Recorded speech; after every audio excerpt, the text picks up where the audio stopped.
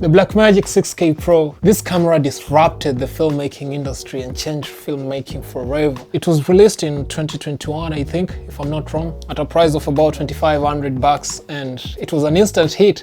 But right now, you can get one of these bad boys for just about 1,500. So, how does it hold up in 2024? Let's find out.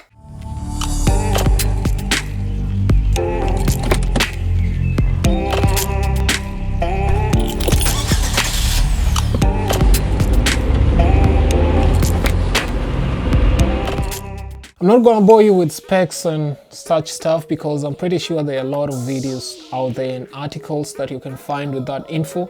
I'm just gonna talk about my experience using this camera, because I've had so much fun with this camera. Over the past 2 years, I've filmed about 54 different client projects using this camera. And first of all, can I just say that those internal NDs are lifesavers. Man, I'm notorious for forgetting to bring my ND filters with me, and of course reflectors. ND filters and reflectors, like when you go for a shoot and you forget your reflector, there are other things that can come in handy. Yeah, if you know, you know. My SE literally calls me every night before a shoot just to tell me, hey Tony, please pack the filters, pack the reflectors, the SD cards, the SSDs and extra batteries right now before going to sleep. Yeah, that's the night before a shoot. Every time, literally. I've forgotten my ND filters uncountable times, so having them in the camera is a game changer for me, Although some people claim they're not very good, I haven't had any issues with them. Apart from this one time when they had a defect and I had to send the camera back, so I sent it back and they got a new one. But internal ND filters are just a small thing. And although the small things count, if you're gonna be spending 2,500 bucks on a camera, then the big things also have to count. In fact, they have to count more than the small ones, right? Where am I going with this? Jesus. Well, the image quality of the camera is impeccable. If you love color grading, then you're definitely going to enjoy working with the footage from this camera because the dynamic range, oh boy, it's just chef's kiss.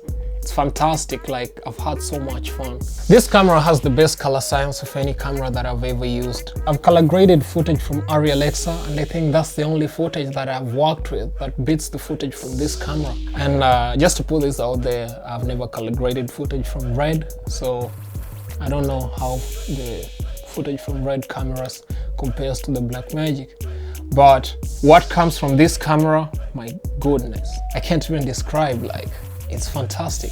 Like, with the 6K Pro, the flex is not the codecs or the resolution and frame rates. The flex is how the footage from this thing actually feels, You can literally manipulate the footage to look however you want and push it to whichever level you'd like to without breaking the footage, For a price of just below 2,500, this camera is the truth for any filmmaker looking to step into the world of cinema cameras on a budget. The 6K footage is very clean, especially when paired with the right lenses. The most commonly paired lens is the Sigma 18-35 f1.8. It's literally all that you need.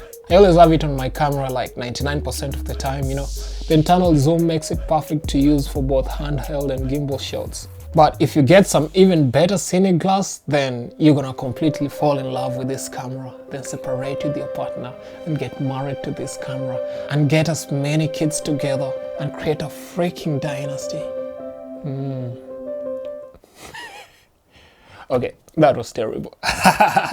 But for real, this is the best camera that I've ever used at a price range of below 5,000 bucks.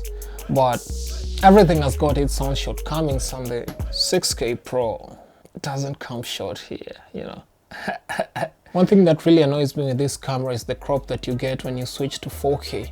Like, it's just annoying. I don't know why it's there. Sometimes it makes me just prefer using the Blackmagic 4K when I want to shoot something in 4K, And also, yeah, this is not a big problem, but yeah, the 6K files are massive, bro. Like, they're really huge. I'm really filling up all my SSDs and all my hard drives, man.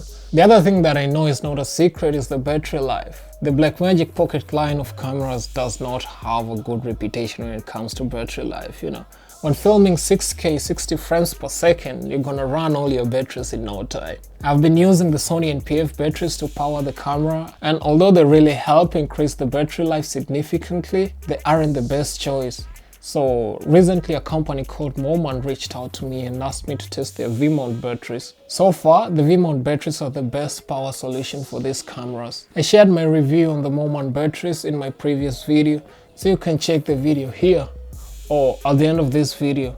You can also click on the link in the description to check out the Moman V-mount batteries. They aren't sponsoring this video, they just sent me their batteries to try out and I love them. I thought of switching to the 6K full frame, but it wasn't worth it. The higher frame rates and internal NDs won't allow me to trade this camera at the moment, you know. This is my baby. However, I have to mention that I bought the Panasonic S5 Mark II and I'll be reviewing it in my next video, so make sure you subscribe to the channel not to miss out. And if you got value from this video, kindly give it a thumbs up or rather like this video. Otherwise, thank you for watching and see you in the next one. Blessings.